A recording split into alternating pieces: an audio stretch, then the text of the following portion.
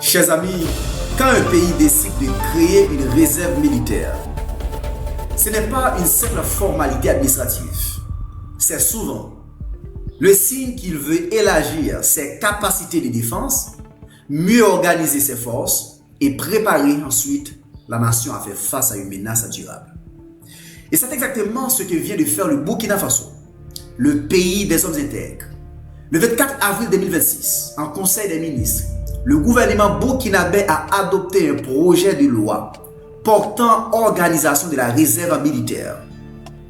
Le ministre chargé de la Défense, écoutez, c'est très important, a expliqué que cette mesure répond au contexte sécuritaire actuel et à la nécessité de mobiliser davantage les forces de la nation dans la lutte contre les terroristes.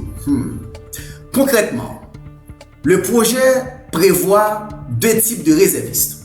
D'abord, une réserve de premier ordre. Elle doit regrouper des personnes déjà formées, notamment d'anciens militaires ou des profils ayant déjà une expérience.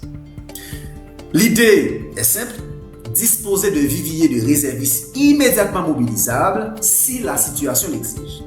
Ensuite, une réserve de second ordre. Là, il s'agit de citoyens qui seront formés progressivement afin de renforcer les effectifs sur le long terme et d'élargir la base de participation nationale à l'effort de défense. Et le chiffre, vous le savez, le chiffre annoncé est important. Le gouvernement vise le recrutement et la formation de jusqu'à 100 000 réservistes d'ici la fin de l'année 2026. Maintenant, allons un peu plus loin. Sur le fond, cette décision montre que les autorités burkinabées veulent aller vers une défense plus large, plus structurée et plus enracinée dans la société. Le gouvernement parle même d'un instrument stratégique de défense, ce qui montre bien que la mesure n'est pas présentée comme un simple appoint temporaire, mais comme un outil durable dans la stratégie sécuritaire du pays. Autrement dit, le message est clair. Dans un contexte marqué par les attaques armées, le Burkina Faso veut renforcer sa capacité de réponse tout en impliquant davantage les citoyens dans l'effort national. Mais il faut aussi garder une autre lecture. Créer une réserve militaire, c'est une chose importante. La rendre efficace, bien encadrée, bien formée, bien coordonnée avec les forces régulières, c'en est une autre. C'est pourquoi le succès de cette réforme dépendra donc de plusieurs éléments. La qualité de la formation, la discipline, l'encadrement juridique et surtout la capacité à intégrer cette réserve dans une stratégie cohérente avec les forces armées et les autres dispositifs déjà existants. Cette logique, chers amis, d'articulation avec les forces engagées sur le terrain ressort clairement des explications gouvernementales relayées après le Conseil des ministres. Donc au fond, cette réforme envoie trois messages.